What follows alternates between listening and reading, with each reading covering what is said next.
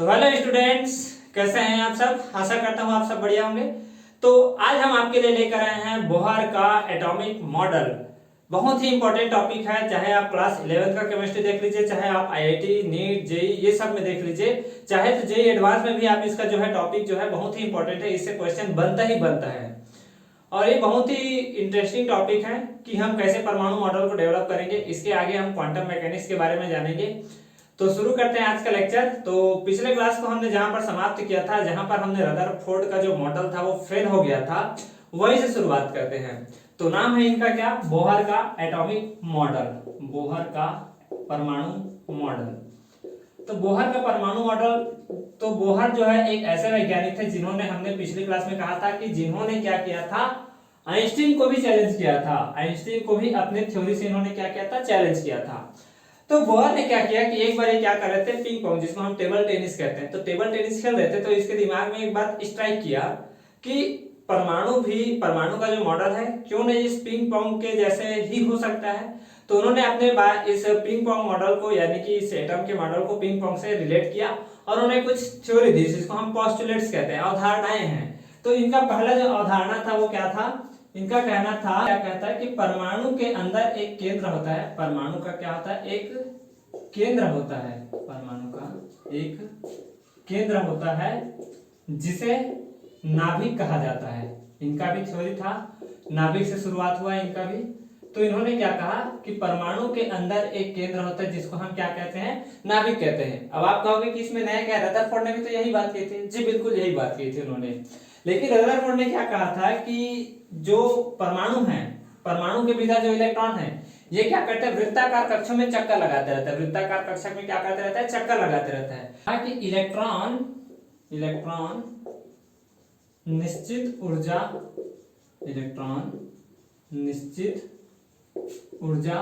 और निश्चित वेग के साथ, इलेक्ट्रॉन निश्चित ऊर्जा और निश्चित वेग के साथ निश्चित कक्षाओं में या फिक्स कक्षाओं में क्या करते रहते हैं, निश्चित कक्षाओं में ही क्या करते रहते हैं, निश्चित कक्षाओं में चक्कर लगाते हैं, निश्चित कक्षाओं में चक्कर लगाते हैं।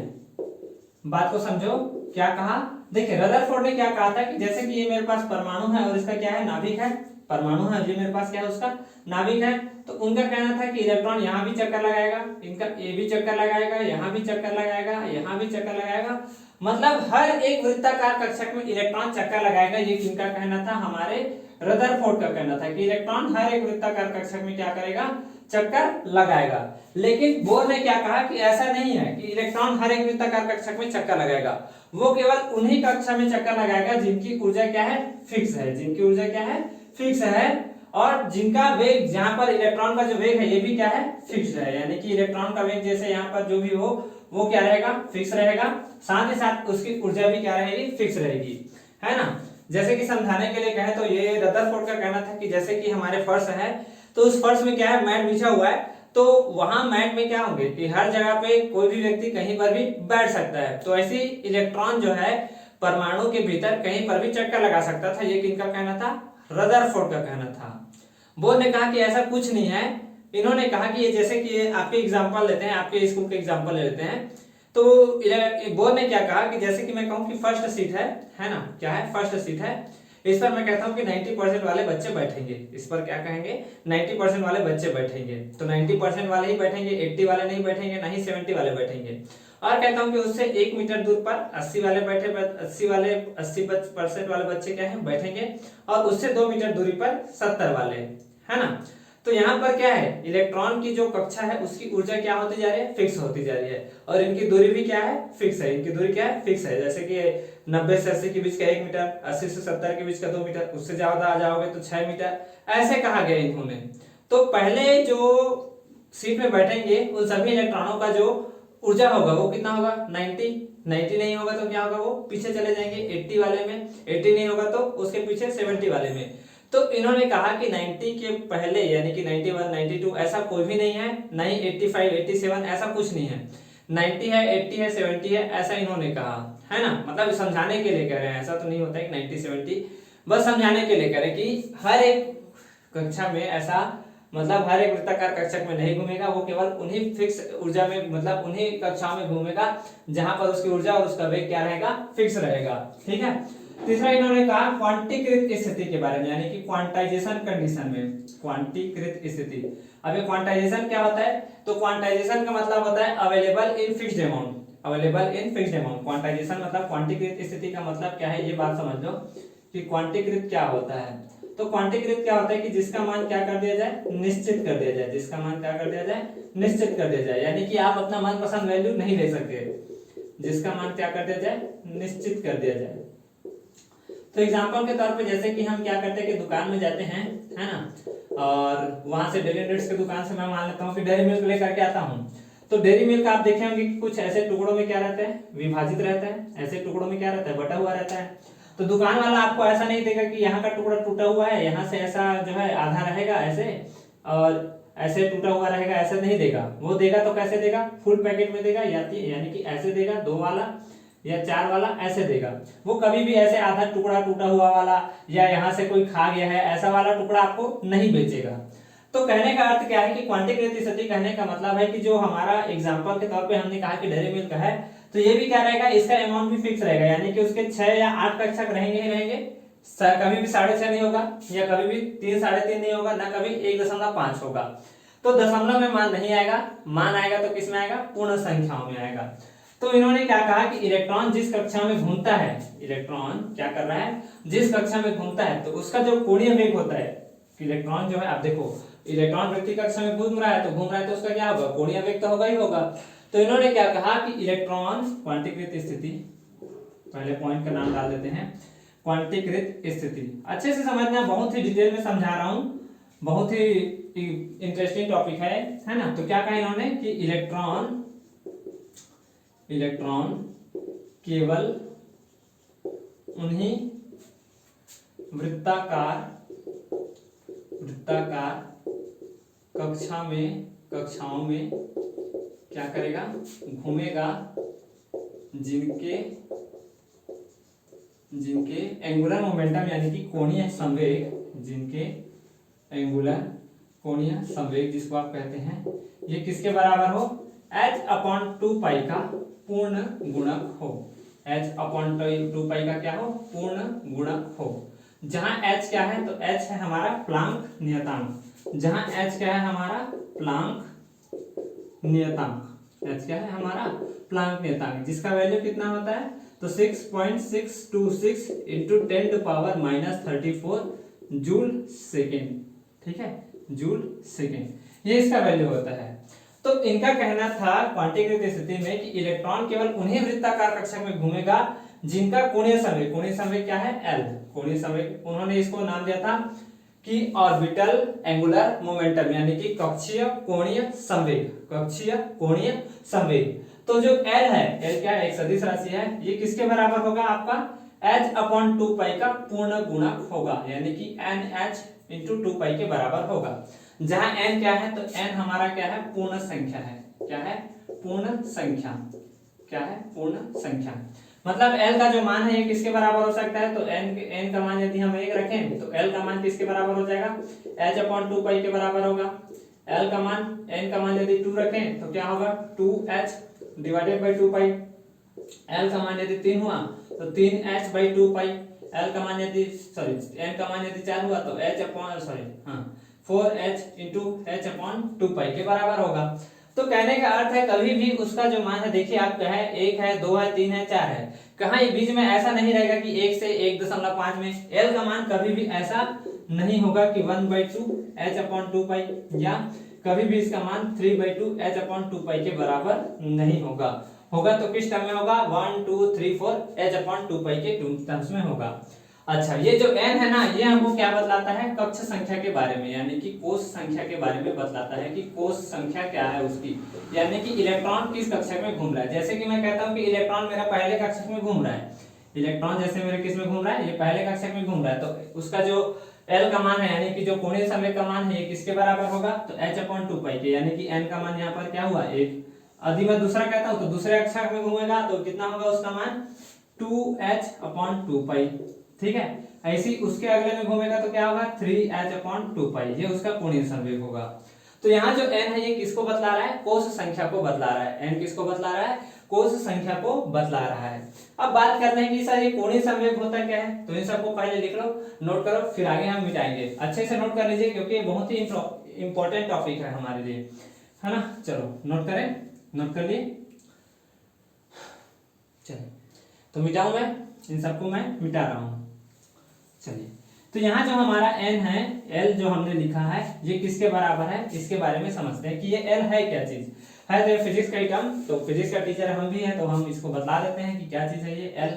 तो ये जो l है ना ये कोणीय संवेग के बराबर होता है, तो इसको हम कोणीय संवेग कहते हैं। तो कोणीय संवेग किसके बराबर होता है, तो त्रिज्या गुणा संवेग, त्रिज्या गुणा संवेग के बराबर होता है ये, ठीक है, त्रिज्या गुणा संवेग। और सदिशों का एक ऐसा है सदिश गुणनफल, क्रॉस प्रोडक्ट मतलब क्या होता है, सदिश गुणनफल।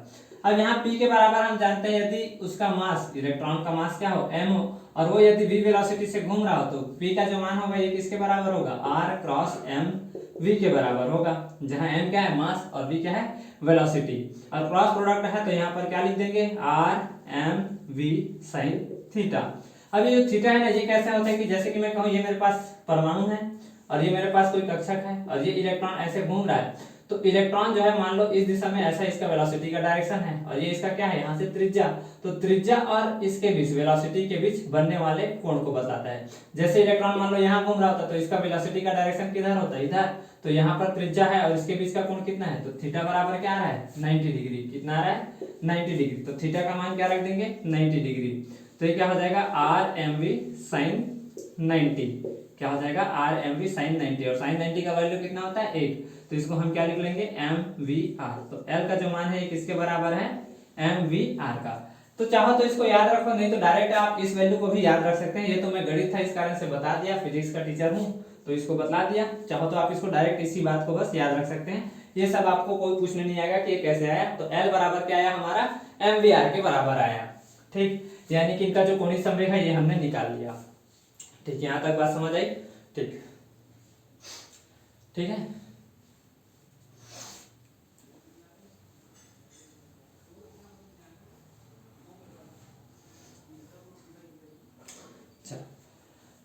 तो नोट कर लियो इतने बात को, आगे बढ़ते हैं इसमें। चलो मिटाओ इन सबको। अब इसी में हम चौथा पॉइंट देखते हैं, चौथा पोस्टुलेट्स यानी कि चौथी अवधारणा के बारे में देखते हैं, ये क्या कहते हैं। तो जो इलेक्ट्रॉन है वो जो वृत्ताकार कक्षक में घूम रहा है, इलेक्ट्रॉन किसमें घूम रहा है, वृत्ताकार कक्षक में घूम रहा है। तो उस वृत्ताकार कक्षक में उसको घूमने के लिए एक बल प्रदान करता है, उसको हम क्या कहते हैं, अभिकेंद्रीय बल कहते हैं। क्या कहते हैं, अभिकेंद्रीय बल। देखो रदरफोर्ड ने भी इसके बारे में बताया था कि कोई भी, जैसे कि हमने सन का एग्जांपल लिया था, सन और अर्थ का एग्जांपल लिया था। जैसे कि हमारे पास क्या था, सन था, ठीक है, और इसके चारों ओर क्या हो रहा है, अर्थ ऐसे घूम रहा है। तो ये घूम क्यों रहा है, क्योंकि सन इसके ऊपर अपना ग्रेविटेशन फोर्स लगा रहा है, यानी कि गुरुत्वाकर्षण बल लगा रहा है। तो इस गुरुत्वाकर्षण बल को ही ये क्या करता है, पृथ्वी इसको घुमाने में, यानी कि वृत्ताकार कक्ष में घूमने के लिए क्या कर देता है, अप्लाई कर लेता है। तो वैसे ही हमारा इलेक्ट्रॉन होता है, तो ये परमाणु के बाहर में ऐसे घूम रहा होता है, यानी कि नाभिक के बाहर में घूम रहा होता है। तो इलेक्ट्रॉन जो है नाभिक इसको अपनी ओर खींच रहा होता है, तो इसी बल को वो क्या कर देता है, क्या कर देता है, घूमने में लगा देता है। तो वृत्ताकार कक्षक में घूमने के लिए एक बल होता है अभिकेंद्रीय बल, और इनके बीच जो लगने वाला बल है इसको हम गुरुत्वाकर्षण नहीं कहते, इसको हम कहते हैं स्थिर विद्युत आकर्षण बल। एक धन आवेश है, एक ऋण आवेश है, कोई भी ये जो स्थिर आवेश, स्थिर विद्युत आकर्षण बल है, ये कोई भी दो चार्ज के बीच लग सकता है। यदि चार्ज सेम हुआ तो क्या होगा, प्रतिकर्षण होगा। यदि आवेश विपरीत हुए तो क्या होगा, आकर्षण बल लगेगा। तो यहाँ आवेश कैसा है, विपरीत है, एक धन है एक कैसा है, ऋण है, तो प्लस है माइनस है, तो इनके बीच क्या होगा, आकर्षण बल होगा। उस आकर्षण बल को हम क्या कहेंगे, स्थिर विद्युत आकर्षण बल कहेंगे। तो इलेक्ट्रॉन जो है घूमते समय, इलेक्ट्रॉन घूमते समय कहो चाहे परिक्रमण करते समय कहो, तो इलेक्ट्रॉन घूमते समय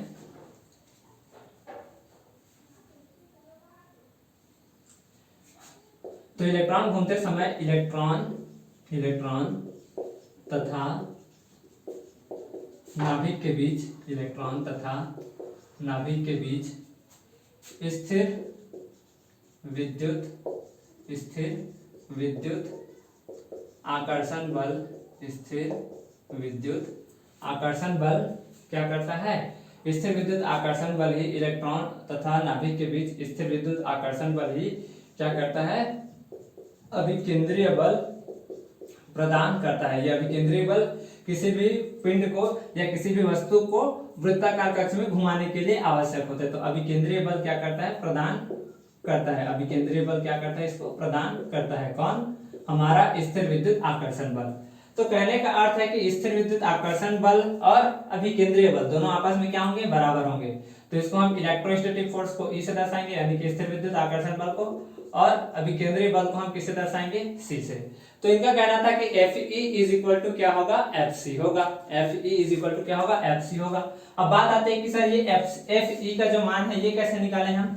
तो FE का मान कुछ इस प्रकार से निकालते हैं। एग्जांपल के तौर पे आपको बताते हैं कि हमारे पास कोई दो चार्ज है Q1 और Q2 और इनके मध्य का दूरी कितना है, R है। तो FE का जो मान होता है इसके लिए क्या होता है, तो 1/4 pi epsilon naught into Q1 Q2 divided by R के स्क्वायर के बराबर होता है। ये FE का जो मान है ये इसके बराबर होता है, जहां 1/4 पाई एप्सिलॉन नॉट क्या होता है, ये होता है कांस्टेंट, और Q1 Q2 क्या होता है, चार्ज है यहाँ पर, और दूरी है R का स्क्वायर। ठीक है, ये FE का मान होता है। तो यहाँ पर हमारे पास क्या होता है कि परमाणु के अंदर अलग अलग आवेश होते हैं। यहाँ पर Q1 Q2 नहीं लेते हैं हम उसको। और FC किसके बराबर होता है, तो FC के बारे में आप जानते होंगे किसके बराबर होता है। ये हमारा जो FC है किसके बराबर होता है, तो ये होता है mv² divided by R, mv² divided by R, इसके बराबर होता है। अब हम यहाँ पर जो Fe ले रहे हैं किसके लिए ले रहे हैं, परमाणु या नाभिक के लिए, परमाणु मतलब नाभिक और इलेक्ट्रॉन के लिए ले रहे हैं। तो नाभिक और इलेक्ट्रॉन के बारे में कहेंगे तो एक नाभिक में यानी कि एक प्रोटॉन का जो आवेश है ये कितना होता है ना, कितना होता है, E होता है। तो परमाणु के अंदर कितने प्रोटॉन होते हैं, तो Z प्रोटॉन होते हैं। कितने प्रोटॉन होते हैं, Z। मतलब एक इलेक्ट्रॉन का आवेश, मतलब एक प्रोटॉन का आवेश E है, तो टोटल उसमें प्रोटॉनों की संख्या को हम किससे दर्शाते हैं, ZE। तो नाभिक में उपस्थित प्रोटॉनों की संख्या हो गया, और बाहर में जो इलेक्ट्रॉन घूम रहा है उसको हम क्या कहेंगे, E। क्या कहेंगे, E। ठीक है, बाहर में जो इलेक्ट्रॉन घूम रहा है उसका आवेश क्या है, E। तो इन दोनों का जो मान है इसको लिखिए। तो Fe का जो मान होगा यहाँ पर इसके लिए तो क्या होगा, तो 1/4 पाई एप्सिलॉन नॉट, और एक हुआ हमारे पास E और दूसरा हुआ हमारे पास ZE, और दोनों के बीच की दूरी को मान लेते हैं कितना, R। तो ये कितना हो जाएगा, R का स्क्वायर। कितना हो जाएगा, R का स्क्वायर। तो Fe बराबर क्या है, 1/4 pi epsilon not E into ZE divided by R का square, E into ZE divided by R का स्क्वायर। ये दूरी है दोनों के बीच का, या कह सकते हो परमाणु की त्रिज्या है। और FC बराबर तो अभी आपने कहा कि किसके बराबर है, तो ये mv² डिवाइडेड बाई R के बराबर है। तो दोनों बलों को हम क्या करेंगे, इक्वल करेंगे। तो ये क्या हो जाएगा, 1/4 पाई एप्सिलॉन नॉट। ठीक है, और ये क्या हो जाएगा, ZE² divided by ZE² divided by R का स्क्वायर, और इधर क्या बचा हमारे पास, mv² डिवाइडेड बाई R। तो दोनों बलों को हमने क्या कर लिया, इक्वल कर दिया यहाँ से। तो इस इक्वेशन को नोट डाउन कर लो, इस इक्वेशन को क्या कर लीजिए, नोट डाउन कर लीजिए। ठीक, एक हमारे पास आया था, हाँ अच्छा शुरुआत में यार, अच्छा शुरुआत में हमने एक बात बताना भूल गया आपको कि सर mvr का जो मान है, हमने जो L बराबर NH/2 कहा था, तो L का वैल्यू हमने क्या कहा था, mvr कहा था। तो mvr बराबर क्या हो जाएगा, NH डिवाइडेड बाई 2 तो इसको भी नोट डाउन कर लो, मैं भूल गया था इसको बताने के लिए। तो इसको इक्वेशन नंबर 1 कह दो, इसको इक्वेशन नंबर 2 कह दो। दोनों बातों को नोट डाउन कर लो, इसको इक्वेशन नंबर 1 कह लो, इसको इक्वेशन नंबर 2 कह लो। इधर मिटा रहा हूं मैं। मतलब पांचवा अवधारणा ये क्या कहा था कि मैक्सवेल का जो थ्योरी था, देखो रदरफोर्ड का मॉडल यही फेल हुआ। रदरफोर्ड ने क्या कहा था कि रदरफोर्ड का जो मॉडल था मैक्सवेल के थ्योरी के कारण फेल हुआ था। मैक्सवेल ने क्या कहा था कि कोई भी जो वस्तु है यदि वह गतिशील है, कोई भी वस्तु यदि वह क्या है, गतिशील है, यानी कि गति कर रहा है, उसके पास त्वरण है, तो वह जब गति करेगा तो क्या करेगा, अपनी ऊर्जा को खो देगा। अपनी ऊर्जा को क्या करेगा, लगातार खोते जाएगा। किसके रूप में, विकिरण के रूप में, है ना, विकिरण यानी कि रेडिएशन के रूप में। तो वह अंत में क्या हो जाएगा, जहां से उसके प्रति आकर्षण है, यानी कि यदि इलेक्ट्रॉन घूम रहा है तो नाभिक में जाकर के टकरा जाएगा, या जो पृथ्वी है वो सूर्य से जाकर टकरा जाएगा। तो इन्होंने कहा कि मैक्सवेल की थ्योरी जाए भाड़ में, अपना थ्योरी देते हैं। तो इन्होंने अपना थ्योरी दिया और कहा कि इलेक्ट्रॉन जो है किसी भी वृत्ताकार कक्षक में यदि घूम रहा होगा, इलेक्ट्रॉन यदि क्या होगा, किसी भी वृत्ताकार कक्षक में घूम रहा होगा, ना ही वो किसी को ऊर्जा देगा, ना ही वो किसी से ऊर्जा लेगा, तो अपने में मस्त रहेगा उसको, है ना। क्या कहा हमने, इलेक्ट्रॉन ना तो ऊर्जा किसी को देगा, न ही किसी से ऊर्जा वह लेगा, अपने में ही मस्त रहेगा। तो इलेक्ट्रॉन अपने में सफिशिएंट रहेगा। तो देखते हैं चौथा पॉइंट, पांचवा पॉइंट इन्होंने क्या कहा कि वृत्ताकार कक्ष में या किसी विशेष कक्ष में, किसी विशेष कक्ष में, किसी विशेष कक्ष में इलेक्ट्रॉन घूमते समय ना ही किसी को ऊर्जा, ना ही किसी से, लिख लो, ना ही किसी को नहीं, ना ही किसी से ऊर्जा वह क्या करता है, प्राप्त करता है, ना ही वह ऊर्जा प्राप्त करता है और ना ही ऊर्जा खोता है, ना ही वह ऊर्जा क्या करता है, खोता है, ना ही वह ऊर्जा खोता है। अब इस बात को अच्छे से गहराई से समझते हैं, इनका कहना क्या था, इनका क्या कहना था, इसको एकदम बेस्ट एग्जांपल से समझते हैं। पहले इसको समझ ले क्या कहते हैं, ये पांचवा पॉइंट क्या कहा इन्होंने, कि इलेक्ट्रॉन जब किसी विशेष कक्षा में घूम रहा होगा तो न ही वह किसी को ऊर्जा देगा, न ही वह किसी से ऊर्जा लेगा, वह केवल क्या रहेगा, उसकी जो ऊर्जा है वो क्या रहेगी, फिक्स रहेगी, वो ना किसी को देगा ना किसी से लेगा, तो उसकी ऊर्जा क्या रहेगी, फिक्स रहेगी। तो हम ये कह सकते हैं कि सर यहाँ पर इलेक्ट्रॉन की ऊर्जा नहीं है, यहाँ पर ऊर्जा किसकी है, कक्षक की, किसकी है, कक्षक की, कक्षक की ऊर्जा है ना, किसकी ऊर्जा है, कक्षक की ऊर्जा है।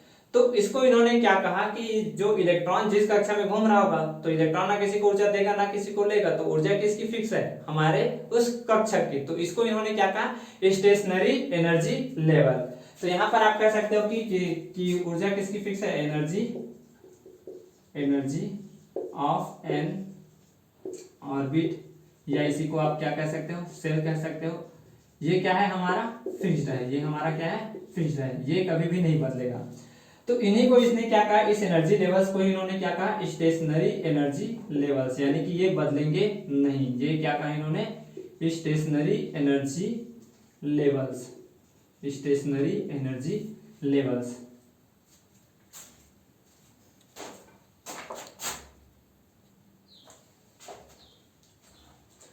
तो इन्होंने क्या कहा, इसको स्टेशनरी एनर्जी लेवल।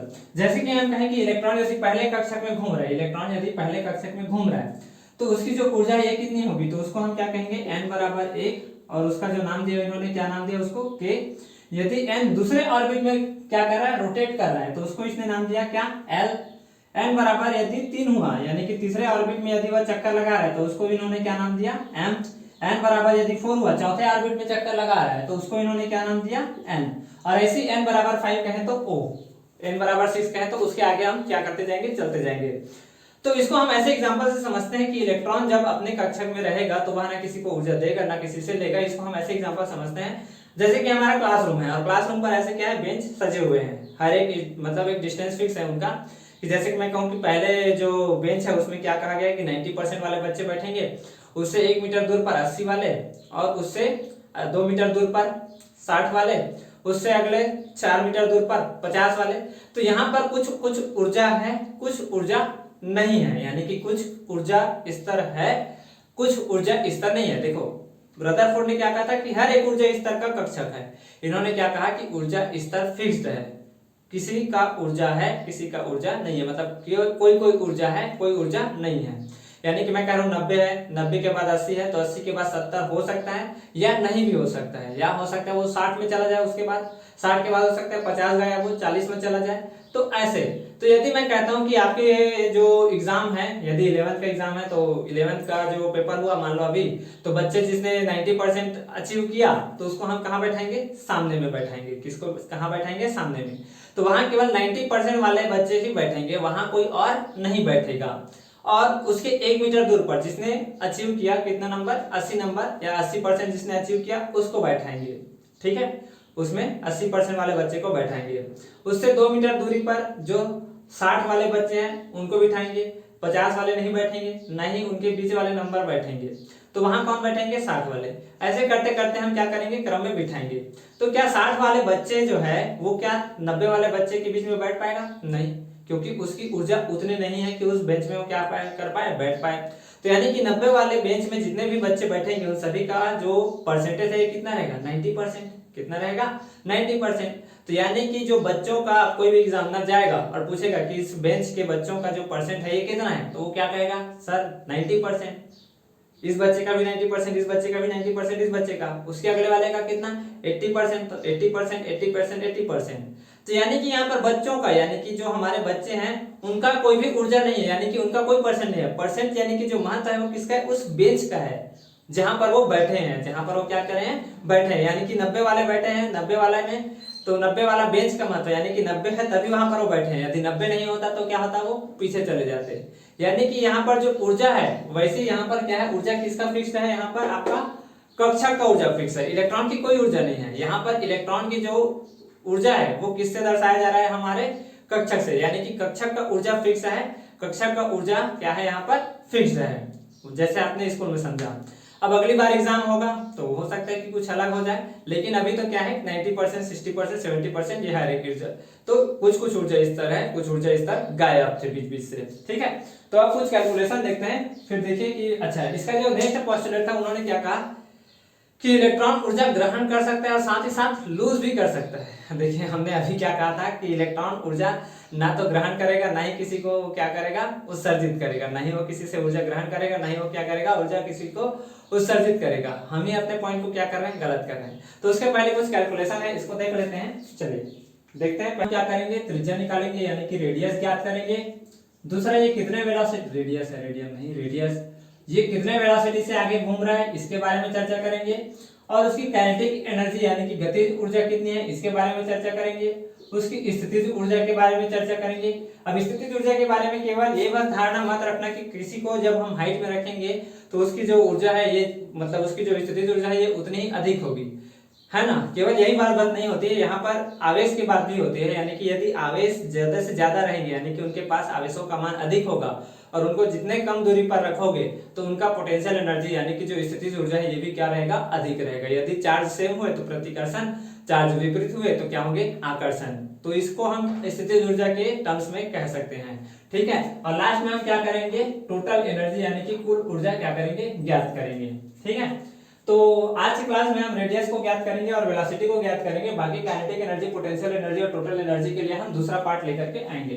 तो चलिए सबसे पहले हम क्या करते हैं, रेडियस फाइंड करते हैं इलेक्ट्रॉन का। तो सबसे पहले हमारे पास जो समीकरण नंबर 1 थे, तो रेडियस फाइंड करने जा रहे हैं। रेडियस किसका, इलेक्ट्रॉन का, जिस कक्षक में वो क्या कर रहा है, घूम रहा है, जिस कक्षक में वो क्या कर रहा है, घूम रहा है। यानी कि पहले कक्षक में घूमेगा तो उसकी त्रिज्या कितनी है, दूसरे कक्षक में घूमेगा तो कितनी त्रिज्या से घूमेगा, इसके बारे में चलो देखते हैं। तो हमने क्या कहा था कि सर आपने पहला समीकरण बताया था कि NH/2π का जो मान होगा ये किसके बराबर होगा, mvr। यानी कि इलेक्ट्रॉन जो अभी केंद्र बल घूम रहा है तो उसका जो कोणीय संवेग होगा ये किसके बराबर होगा, mvr के बराबर होगा, ठीक है। हमने इसको क्या कहा था, इक्वेशन नंबर 1 कहा था। दूसरा इक्वेशन हमने क्या कहा था कि जो हमारा 1/4πε0 into ZE² divided by R² का जो मान है ये किसके बराबर होगा, mv² डिवाइडेड बाई R के बराबर होगा, mv² डिवाइडेड बाई R के बराबर होगा। तो कहीं ना कहीं से हमको क्या करना पड़ेगा, इस R के टर्म्स को हमको क्या करना पड़ेगा, भगाना पड़ेगा, यानी कि इसको कटाना पड़ेगा, mv वगैरह को हटाना पड़ेगा, तभी हम R का वैल्यू क्या कर पाएंगे, फाइंड कर पाएंगे। तो हमने क्या किया कि इस समीकरण का हमने क्या कर दिया, स्क्वायर कर दिया और इसको समीकरण 2 में क्या कर दिया, डिवाइड कर दिया। क्या कहा मैंने, समीकरण 1 का हमने क्या कर दिया, वर्ग कर दिया और इसको हमने क्या कर दिया, समीकरण 2 से भाग दे दिया, समीकरण 2 से क्या कर दिया, इसको डिवाइड कर दिया, ठीक है। तो क्या होगा, देखो पहला समीकरण n² डिवाइडेड बाई ये क्या हो जाएगा, 2 का स्क्वायर 4 और पाई का स्क्वायर पाई, ठीक है। और नीचे में क्या है, यहाँ पर 1/4πε0 into ZE² divided by R का स्क्वायर, ठीक है। इधर देखते हैं, इधर क्या होगा, m² v² R² divided by mv² divided by R।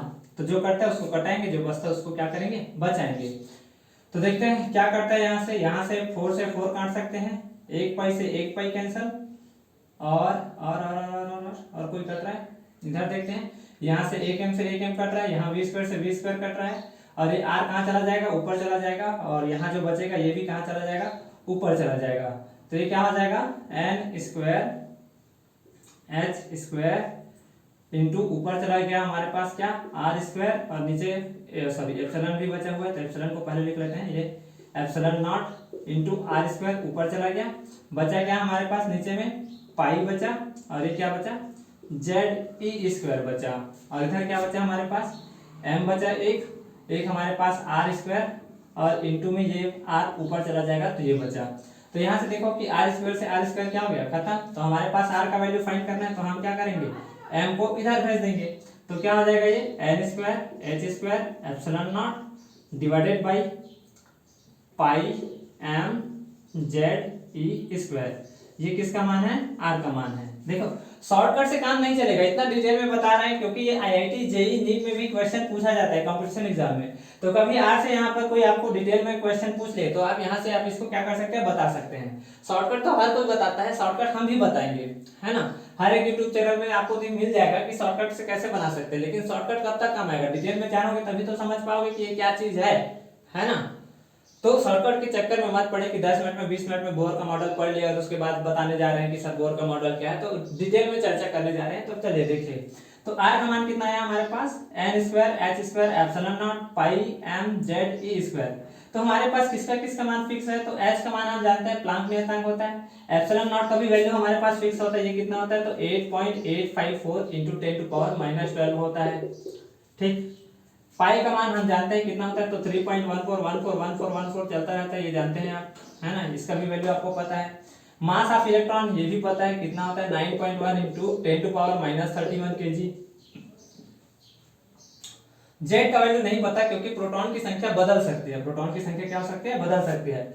Charge of electron भी जानते हैं कि ये कितना होता है +1 मतलब -1.6 इंटू 10⁻19 कूलम, ये भी आप जानते हैं। तो यानी कि जिसका वैल्यू हम फिक्स है उसको ना एक तरफ लिख लेते हैं और जिनका वैल्यू फिक्स नहीं है उसको अलग लिख लेते हैं।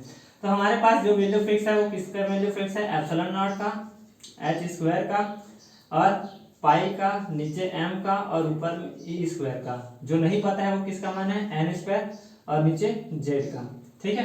तो इन सब वैल्यू को जब आप गणना कर लोगे यानी कि कैलकुलेशन कर लोगे तो आर का जो मान है ये किसके बराबर आएगा तो 0.53 into n square by z के रूप में आएगा।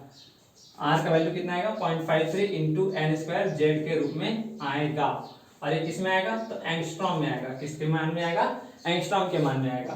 तो आर का जो मान है ये किसके बराबर आया 0.53 into n square by z के मान के रूप में आया। अब यदि कहते हैं कि हमारा यदि कोई भी जो सिंगल इलेक्ट्रॉन स्पीशीज है यानी कि जिसके पास प्रोटॉन की संख्या कितनी हो एक हो, जैसे कि हम हाइड्रोजन एटम की ही बात करते हैं तो उसके पास इलेक्ट्रॉन कितना होता है एक। यदि वह पहले कक्षक में घूम रहा होगा मतलब जैसे कि ये हमारा हुआ ये पहले कक्षक में घूम रहा होगा इलेक्ट्रॉन इसका, तो एन का मान क्या रखेंगे एक, तो आर का मान क्या हो जाएगा 0.53 एंगस्ट्रॉम, कितना हो जाएगा यानी कि यहाँ से यहाँ की जो त्रिज्या है कितना होगा 0.53 एंगस्ट्रॉम, क्योंकि एन स्क्वायर का भी मान एक हो जाएगा, इसका मान क्या हो जाएगा एक हो जाएगा, नीचे का भी मान क्या हो जाएगा एक हो जाएगा, तो ये क्या हो जाएगा 0.53 एंगस्ट्रॉम, 0.53 किसमें एंगस्ट्रॉम। यदि हम कहते हैं कि जेड का मान तो एक ही रहेगा क्योंकि उसमें प्रोटॉन की संख्या कितनी है एक, और एन का मान क्या हो जाए तो यानी कि ये घूमते घूमते अगले कक्षक में पहुंच जाए, मान लो यहाँ पहुंच जाता है वो, ठीक है दूसरे कक्षक में, तो आर का जो मान है ये किसके बराबर होगा तो 0.53 मल्टीप्लाई 2 का स्क्वायर डिवाइडेड बाई 1, तो इसको 4 से मल्टीप्लाई कर दीजिए तो 0.53 मल्टीप्लाई 4, तो ये कितना हो जाएगा 53 चौक 50 100 212, तो 22.12 एंगस्ट्रॉम। तो आप जैसे जैसे इसको क्या करते जाओगे एन का मान बढ़ाते जाओगे इसकी रेडियस क्या होती जाएगी बढ़ती जाएगी, तो आर का मान किसके बराबर हो जाएगा तो 0.53 मल्टीप्लाई 3 का स्क्वायर डिवाइडेड बाई 1, तो ये किसके बराबर हो जाएगा तो 0.53 इंटू 9, 0.53 इंटू 9, इसके बराबर ये क्या आ जाएगा आंसर आ जाएगा। 4 करोगे तो उसके स्क्वायर के बराबर आ जाएगा, ठीक है। तो ये इस प्रकार से हम क्या करेंगे रेडियस फाइंड करेंगे, इस प्रकार से हम क्या करेंगे रेडियस को फाइंड करेंगे, किसके लिए हमारे हाइड्रोजन एटम या किसी भी एटम के लिए आप ले सकते हो, बस उसका परमाणु क्रमांक क्या होना चाहिए एक होना चाहिए। 2 हो गया तो नीचे में 2 आ जाएगा, जेड का मान यदि 2 हुआ सर, यदि हीलियम की बात करें तो हीलियम का मान कितना होता है 2, तो एन का मान यदि 1 रखोगे तो ये क्या आ जाएगा आर बराबर 0.53 इंटू एन का स्क्वायर का मान 1 है, नीचे कितना हो जाएगा जोड़, तो 0.53 डिवाइडेड बाई 2 इसका मान।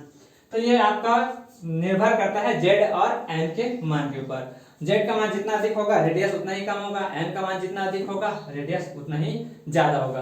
तो इतनी बातों को इनकी बातों को क्या करें ऊपर जितनी बातें लिखी हमने इन सबको नोट कीजिए, क्योंकि ये नए नए डेरिवेशन और आएंगे। तो हमारे पास आर का मान कितना है तो इसको भी आप नोट कर लीजिए, मैं अलग से वो कोने में क्या कर लेता हूँ इसको नोट कर लेता हूँ, मिटा दो इन सबको, नोट कर लो कैसे होता है, वेग कैसे निकालेंगे। तो वेलोसिटी को हम किससे लिखते हैं, v से। तो याद करो हमने क्या कहा था कि mv/r बराबर किसके बराबर होता है, nh डिवाइडेड बाई 2 पाई, इसके बराबर होता है, जहाँ h क्या होता है, प्लांक नियतांक होता है। चलिए, तो हमारे पास m है, उसके बाद क्या है, v है, और r का वैल्यू देखो अभी अभी फाइंड किया हमने, n² h² epsilon naught divided by pi m z e square, pi m z e square, ये किसके इक्वल है, nh डिवाइडेड बाई 2 पाई के इक्वल है ना। तो यहाँ से पाई काट लीजिए, यहाँ से एक n से एक n कट, यहाँ से एक h से एक h कट, और यहाँ से एक m से एक m कट, और कुछ नहीं। तो v का जो मान है ये क्या हो जाएगा, जो बचे उसको उधर ले जाते हैं, तो उधर कुछ नहीं बचा है, तो नीचे में क्या बचा है, केवल 1/2, क्या बचा है उधर, केवल 1/2। तो यहाँ से क्या बचा, इधर z बचा, और क्या बचा, e² बचा, और नीचे में इधर क्या बचा, n बचा, h बचा, और क्या बचा, एप्सिलॉन नॉट। ठीक, इतना कुछ बचा मेरे पास, देख लो अच्छे से, क्या बचा, ze² डिवाइडेड बाई 2 है ना, ze² बचा उधर, नीचे में 2, इधर का n, ये h और ये एप्सिलॉन नॉट। तो ये हमारे पास v का वैल्यू आया, और ये किस में आया, मीटर पर सेकेंड में। v का जो वैल्यू आया किस में आया, मीटर पर सेकेंड में। अब यहाँ पर जो मान आपको पता है उसको हम एक तरफ लिख लेंगे, और जो मान नहीं पता है उसको साइड में लिख लेते हैं। तो जैसे कि यहाँ पर e का मान हमको पता है, तो e को हम ऐसे लिख लेते हैं, e², नीचे 2 फिक्स है, इसका मान पता है, n का मान नहीं पता है तो उसको साइड में कर लेंगे, h का मान पता है, एप्सिलॉन नॉट का मान पता है, तो जितने पता है उसको साइड में लिख लिए, और जो नहीं पता था वो क्या था, z डिवाइडेड बाई n। तो इतने को जब हम कैलकुलेट करेंगे तो इसका जो वैल्यू आता है ये कितना आता है, तो 2.18 into 10⁶ into z divided by n, इसके बराबर आता है, z डिवाइडेड बाई n इसके बराबर आता है। ठीक है, z डिवाइडेड बाई n इसके बराबर आता है मीटर पर सेकेंड में, इसमें मीटर पर सेकेंड में। ठीक है, तो v का जो वैल्यू है कितना आया, 2.18 into 10⁶ metre into z by n। अब यदि कहते हैं कि z का मान 1 हो और n का मान भी क्या हो, 1 हो, तो v का जो मान आएगा ये कितना आएगा, 2.18 इंटू 10⁶। मतलब जैसे कि मैं हाइड्रोजन के लिए कहूँ, तो हाइड्रोजन एटम के लिए यदि हमारे पास क्या हो, नाभिक हो, तो इलेक्ट्रॉन यदि यहाँ घूम रहा होगा तो उसकी त्रिज्या कितनी है, तो ये 0.53 एंगस्ट्रॉम है, 0.53 एंगस्ट्रॉम है। ठीक है, कितना है, 0.53 एंगस्ट्रॉम है। ठीक, और इसका जो वेग है, यानी कि ये तो हुआ हमारा क्या, रेडियस, और इसका जो वेग है ये कितना है, तो 2.18 इंटू 10⁶ मीटर पर सेकेंड।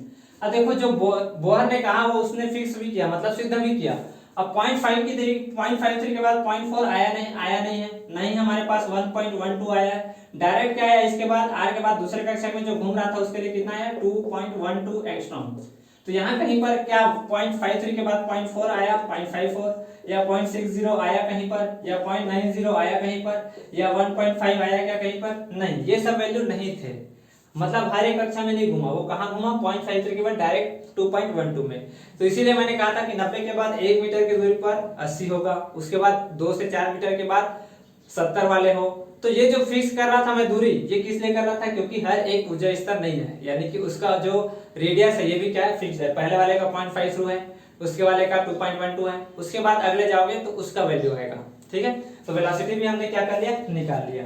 ठीक है, तो ये हुआ 2.18 इंटू 10⁻⁶ पर सेकेंड। यदि हम उससे बाहर जाते हैं, यानी कि z का मान के बाद n के बाद यदि मान हम 2 रखते हैं, तो n का मान यदि 2 रखने पर तो क्या हो जाएगा, v का जो मान है कितना हो जाएगा, तो 2.18 इंटू 10⁶, z का वैल्यू 1 और इसका मान 2। तो यहाँ पर क्या हो रहा है, इसका जो वैल्यू है ये क्या हो जा रहा है, पहले वाले का आधा। अब ये क्यों हो रहा है, क्योंकि जब पहले ये नजदीक में था तो इसके ऊपर आकर्षण बल ज्यादा था, तो आकर्षण बल ज्यादा था तो वो तेजी से घूम रहा था, आकर्षण बल ज्यादा था वो क्या कर रहा था, तेजी से घूम रहा था। जैसे ही थोड़ा सा दूर हुआ, आकर्षण बल कम हुआ, तो उसका जो स्पीड है वो कम हो गया। उसके और आगे जाओगे तो उसका स्पीड और क्या हो जाएगा, कम होता जाएगा। जैसे कि n का मान क्या रखें, 3 रखें, तो क्या हो जाएगा, v का जो मान है ये क्या हो जाएगा, 2.18 इंटू 10⁶ इंटू 1/3, यानी कि 1/3 हो गया। और जाओगे तो 1/4। तो जैसे जैसे आप नाभिक से दूर जाते जाओगे तो इलेक्ट्रॉन का जो स्पीड है ये क्या होता जाएगा, कम होता जाएगा। इलेक्ट्रॉन का जो स्पीड है ये क्या होता जाएगा, कम होता जाएगा। ठीक है, इलेक्ट्रॉन का जो स्पीड है ये क्या होता जाएगा, कम होता जाएगा। ठीक है, पूरा टॉपिक मैंने इन डिटेल आपको समझाया है। क्लास 12 के भी इंपॉर्टेंट है, क्लास 11 में भी इंपॉर्टेंट है, चाहे तो आप कॉलेज में भी चले जाइए तो भी हमारे लिए इंपॉर्टेंट है। साथ ही साथ कंपटीशन के पॉइंट ऑफ व्यू से भी ये बहुत ही ज्यादा इंपॉर्टेंट है। तो अच्छे से पढ़ेगा, पूरा इन डिटेल समझाया है आपको दोनों पार्ट में। तो वीडियो अच्छा लगा हो तो कृपया इसको लाइक कीजिएगा, आगे शेयर कीजिएगा, चैनल पर नए हैं तो सब्सक्राइब कर लीजिएगा। तो मिलते हैं नेक्स्ट क्लास में नेक्स्ट टॉपिक के साथ। तो तब तक के लिए पढ़ते रहिए, ऑल द वेरी बेस्ट। जय हिंद, जय भारत।